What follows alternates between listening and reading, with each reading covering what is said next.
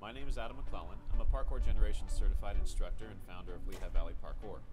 With me today, helping you to learn how to train in this video is Andy Keller, founder of Lancaster Parkour, also a Parkour Generations certified instructor. Andy and I hope to show you how to have a fun, safe, and effective day of training in the art of parkour.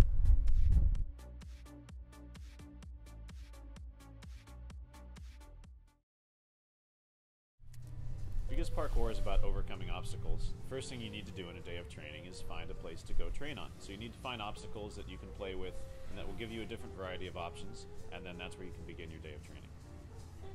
In today's training, we're going to be following a principle called SPRC, which stands for Safety, Progression, Repetition, and Control. And we're going to begin with safety.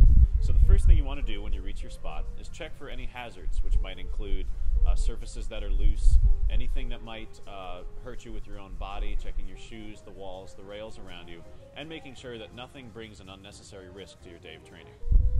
Following the theme of safety, the next thing you want to do is prepare your body for a day of training, and this is doing warm-ups.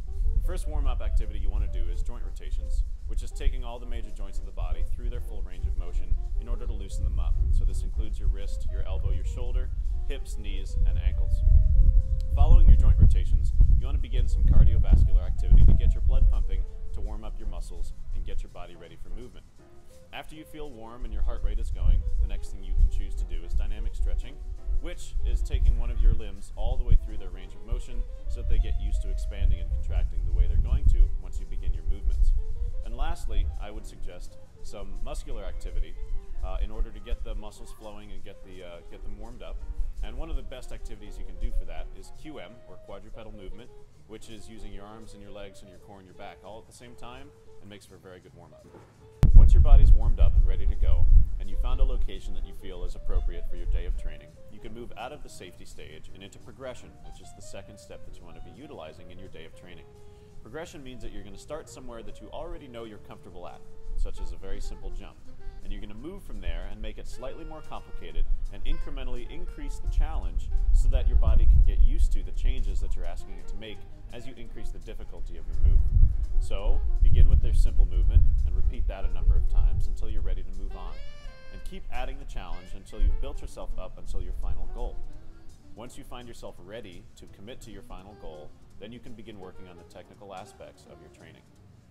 Once you feel that you're comfortable with your motion that you've been working on, you can move on to the next stage, which is the repetition stage. Now this is a very important stage and often neglected in training because it seems boring to some people. But this is where you can focus the most on your details and the smaller areas of your movement and your training that need the most attention. Here you can focus on your balance, your footwork, and your softness, and all of your attention to detail. So pick a number or a time and discipline yourself to repeat that movement that many times or in that frame of time. Once you accomplish this stage, you'll be that much closer to moving on to the final stage, which is control. Hopefully in your repetition stage, you've learned a lot about the motion you've been working on, all the fine details and aspects of the motion that allow you to get better at the techniques that you work on. Now you're able to move into the fourth and final stage of SPRC, control. Control is where you can apply the motion that you've worked on to any situation and do it with confidence. You want to be able to apply that motion to any obstacle that you find and overcome all the obstacles in your environment that are appropriate for the motion you're working on. Here in this stage is where you can have the most fun in applying what you now have in your repertoire of motions to the environment that's around you. Repertoire. I said repertoire.